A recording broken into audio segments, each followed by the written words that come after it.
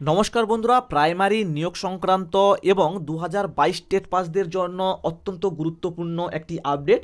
তো গত 16ই ডিসেম্বর আমাদের কলকাতা হাইকোর্টে 16 নম্বর কোর্টরুমে বিশ্বজিৎ বসুর এজলাসে 2022 সংক্রান্ত একটি মামলার শুনানি হয়েছে এবং সেখানে কি জাজমেন্ট প্রদান করা হয়েছে বিস্তারিত আজকের এই ভিডিওটার মধ্য দিয়ে আলোচনা করব। তো বন্ধুরা, তোমাদেরকে প্রথমেই বলে রাখি, যে সমস্ত ক্যান্ডিডেটরা বিএড এবং ডিএলএড উভয় ডিগ্রিটা করে রয়েছো, তোমাদের জন্য কিন্তু আজকের এই ভিডিওটা অত্যন্ত গুরুত্বপূর্ণ। তো অবশ্যই তোমরা পুরো ভিডিওটা দেখো, আর চ্যানেলে তোমরা যদি নতুন হয়ে থাকো চ্যানেলটিকে অবশ্যই করে সাবস্ক্রাইব করে দেবে, ঠিক আছে? তো গত 16ই ডিসেম্বর কোর্ট নম্বর 19-এ বিশ্বজিৎ বসুর এজলাসে Susmita Ghosh versus the state of West Bengal নামক যে মামলাটি, সেই মামলাটির কিন্তু জাজমেন্ট চলে এসছে এবং সেখান থেকে যে নির্দেশটা দেওয়া হয়েছে সেটা কিন্তু অত্যন্ত গুরুত্বপূর্ণ এবং ইঙ্গিতপূর্ণ একটি নির্দেশ। তো সেখানে কি নির্দেশ দেওয়া হয়েছে তার আগে তোমাদেরকে বলে রাখি, যে সমস্ত ক্যান্ডিডেটদের বিএড এবং ডিএলএড উভয় ডিগ্রিটা রয়েছে তোমাদের জন্য কিন্তু একটা সুযোগ রয়েছে। তো বন্ধুরা, আমরা কম বেশি প্রত্যেকেই এই বিষয়টায় অবগত রয়েছি যে যখন 2022-এ টেট পরীক্ষা হয়েছিল সেই সময় কিন্তু ডিএলএডের পাশাপাশি বিএড এবং এনআইএস ডিএলএড সবাই কিন্তু উপযুক্ত ছিল টেট পরীক্ষা বসার জন্য বা প্রাইমারি নিয়োগে অংশগ্রহণ করার জন্য। পরবর্তীতে সুপ্রিম কোর্টের নির্দেশ অনুযায়ী বিএডরা বাদ পড়ে এবং এনআইএস ডিএলএডরা কিন্তু বাদ পড়ে। বর্তমানে এনআইএসরা কিন্তু আবারও প্রাইমারিতে ফিরে এসছে, অর্থাৎ প্রাইমারির জন্য এলিজিবল বলে কিন্তু সুপ্রিম কোর্ট থেকে নির্দেশ দেওয়া হয়েছে, ঠিক আছে?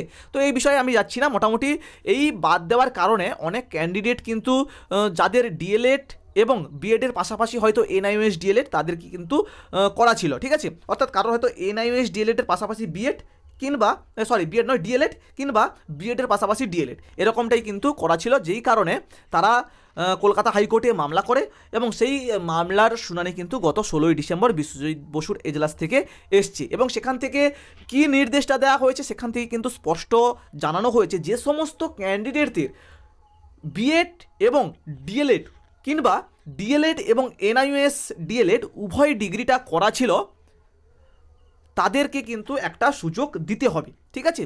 তো প্রথমেই যখন আর্গুমেন্ট শুরু হয় তখন পিটিশনারদের পক্ষ থেকে আর্গুমেন্ট করছিলেন ফিরদৌস শামীম স্যার। তিনিই বলেন যে আমাদেরকে একটা সুযোগ দিতে হবে। আমাদের প্রেয়ার হচ্ছে যে যে সমস্ত ক্যান্ডিডেটদের ডবল ডিগ্রি রয়েছে, যারা 2022-এ টেট পাস করে বসে রয়েছে, তাদের জন্য কিন্তু একটা কারেকশান করার সুযোগ দিতে হবে, যাতে করে তারা বিএডটাকে বাদ দিয়ে ডিএলএড কিংবা এনআইএস ডিএলএডটাকে বাদ দিয়ে ডিএলএডটাকে তারা ওখানে কনসিডার করাতে পারে, ঠিক আছে? তো এই বিষয়টা নিয়ে যখন আর্গুমেন্ট হয় তখন পর্ষদের পক্ষ থেকেও কিন্তু আর্গুমেন্ট করে, কিন্তু পর্ষদের কোনো আর্গুমেন্টে কর্ণপাত না করে বিশ্বজিৎ বসু স্যার তিনি নির্দেশ দেন যে এটা আমার হচ্ছে একটা প্রাইমারি একটা জাজমেন্ট, যে মোটামুটি যে সমস্ত ক্যান্ডিডেটদের টেট পরীক্ষার আগে ডিএলএড এবং বিএড উভয় ডিগ্রিটা কমপ্লিট ছিল তাদের জন্য কিন্তু একটা সুযোগ দিতে হবে, তাদের জন্য কিন্তু কারেকশান করাতে হবে, অর্থাৎ কারেকশান করার জন্য কিন্তু একটা সুযোগ তাদেরকে দিতে হবে। তো এবারে বলে রাখি যে কারেকশান হবে কি হবে না এই বিষয়টা নিয়েও কিন্তু মোটামুটি আর্গুমেন্ট হয়েছিল, অর্থাৎ আর্গুমেন্টের জেরে যেটা আমরা বুঝতে পারলাম, আর্গুমেন্ট হয়তো এটা এটা তো বলা সম্ভব না যে কারেকশান করবে কি করবে না, সেই বিষয়টা নিয়ে কোনোভাবেই বলা সম্ভব নয়, বিচারপতি হচ্ছে নির্দেশটাই দেবে।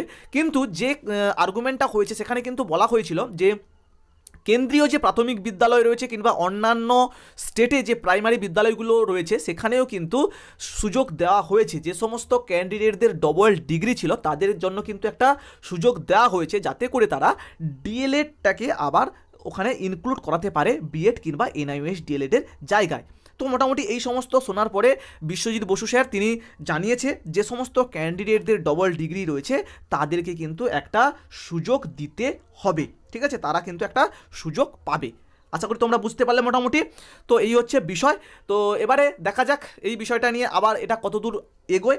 তো আমার যেটা ধারণা যে সুযোগ কিন্তু দিতে হবে যাদের ডবল ডিগ্রিটা রয়েছে তাদের কারেকশান করার জন্য, কেননা আমরা যেটা দেখছি যে অন্যান্য স্টেটেও কিন্তু সুযোগ দিয়েছে, এছাড়া কেন্দ্রীয় যে প্রাথমিক বিদ্যালয় রয়েছে সেখানেও কিন্তু এরকম সুযোগ দেওয়া হয়েছে, তো আমাদের স্টেটেও কিন্তু সুযোগ দিতে হবে। তো এটা নিয়ে যতদূরই এগোক না কেন এই সুযোগটা কিন্তু পাওয়া যাবে, এইটুকুই মোটামুটি আমার ধারণা। তো এই বিষয়টা নিয়ে কতটা কী হয় অবশ্যই কোনো আপডেট পেলে তোমাদের কাছে আলোচনা করব। তো যেটা আপডেট ছিল তোমাদের কাছে তুলে ধরলাম। তো পরবর্তী ভিডিওতে খুব শীঘ্রই তোমাদের সঙ্গে দেখা হচ্ছে আবার একটি গুরুত্বপূর্ণ আপডেটের সহকারে। তো অবশ্যই চ্যানেলের সঙ্গে থাকবে, চ্যানেলকে সাবস্ক্রাইব করে পাশে থাকবে। দেখা হচ্ছে পরবর্তী ভিডিওতে। আজকের মতো টাটা, জয় হিন্দ, বাই।